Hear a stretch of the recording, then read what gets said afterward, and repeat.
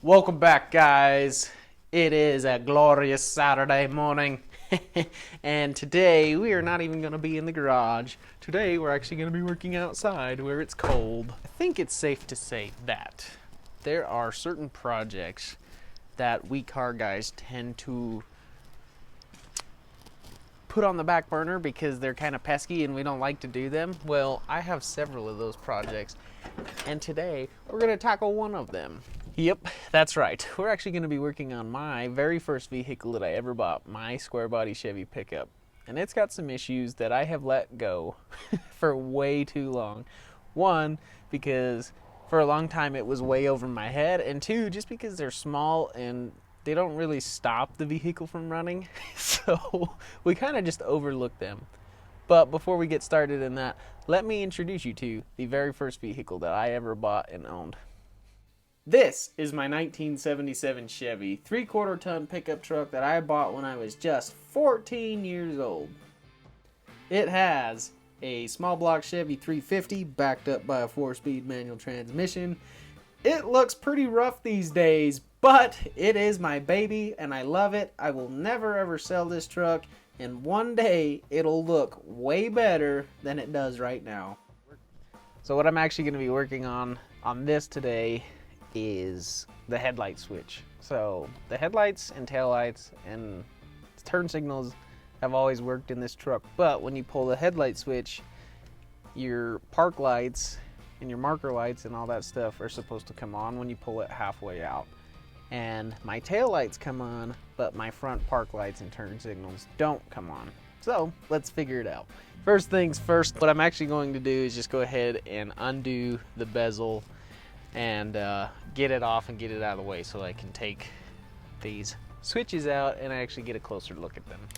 I'll bet you my tack is in the way. Well, guess we're gonna have to fix that later.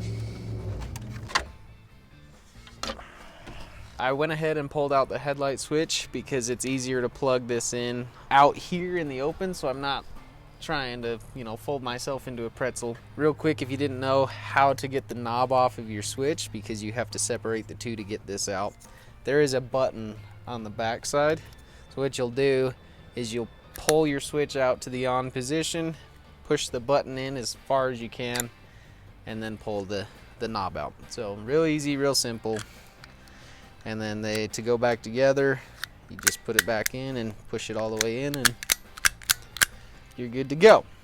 I also went online and I found myself a wiring diagram. Now that we have that, we can look at our plug and see what is wrong and what's in the wrong spot. All right, so down in here, I'm gonna set up our diagram. Hopefully you can kind of see that and it makes some sense. So we're looking at the switch just like that. Right here, this white wire, we have a dome light ground, 12 volt right here, this red one, 12 volt in, positive.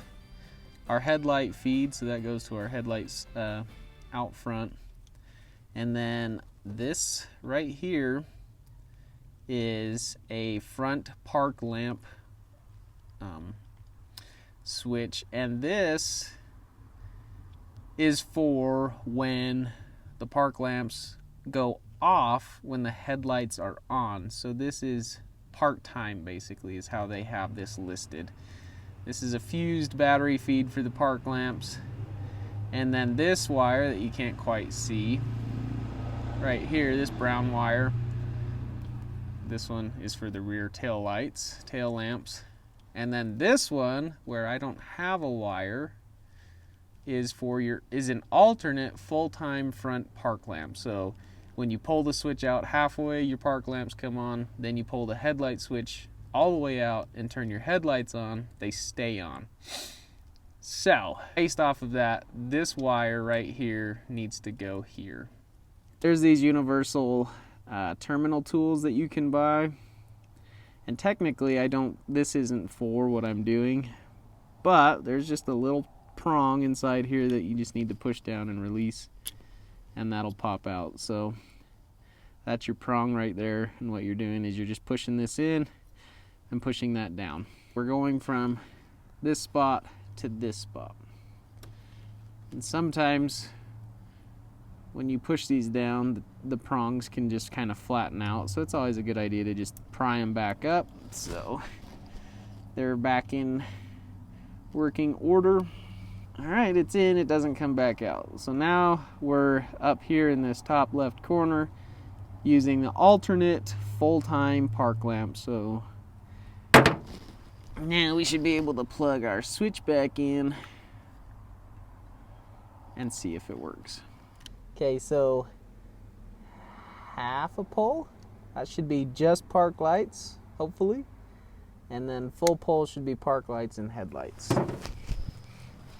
Well, it looks like we have a little bit of a problem. That one's brighter than that one. All right, well, that's not good. We're gonna pull the bulb out and we're gonna flip it 180 degrees and put it back in. It should be dimmer than it was, and it should actually flash.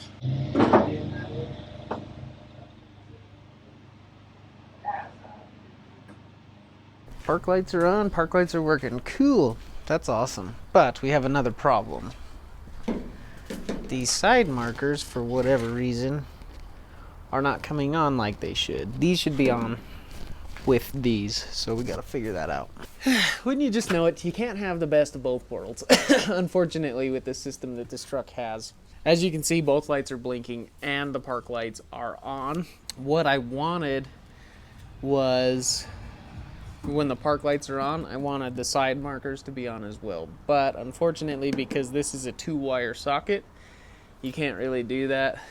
Either you're gonna have this on when the park lights are on and not blink, and then when the park lights are off, it still won't blink because it's not hooked up to the blinker anymore, it's hooked up to the park light wire.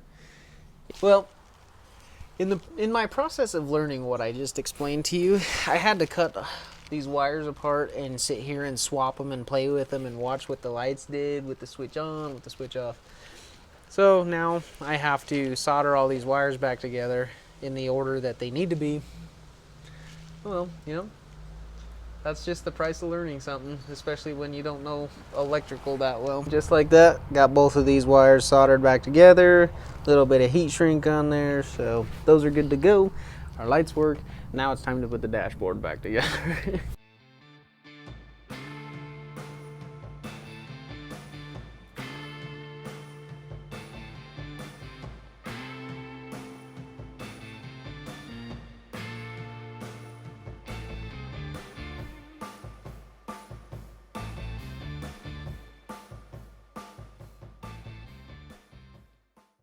Well, there you have it, guys.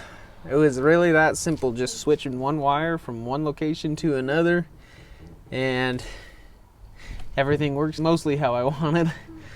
I think one day down the road I'll find a 3-wire socket or something, maybe some LED lights. Sockets have 3 wires on them, that way all the lights, all the marker lights can be on and blink. I feel much better about it because that has been something I've been putting off for a very, very long time, and I'm glad that I went ahead and just dug into it. It wasn't as hard as I thought it was gonna be. Could have been a lot harder. And now I know that it wasn't, and I learned a lot. So if you guys got some pesky projects that have just been haunting you in the back of your mind, get out there and get them done. You'll be glad you did. Anyway, thanks for watching this video. We'll catch you on the next one.